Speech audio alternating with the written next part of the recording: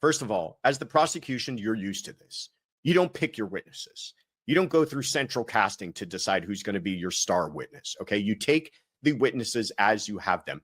And oftentimes they do recant, and oftentimes they do change their story, and you got to roll with the punches. That's just part of being a prosecutor. I will tell you, I've dealt with this many times when I was a prosecutor. I even dealt with witnesses recanting on the stand.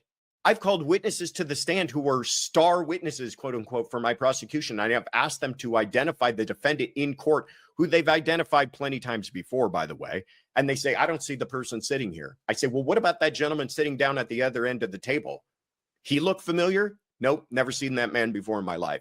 You roll with the punches. You turn that witness perhaps hostile. You start to cross-examine them. You present them with their prior testimony and prior statements, but you have to keep on moving and soldiering forward.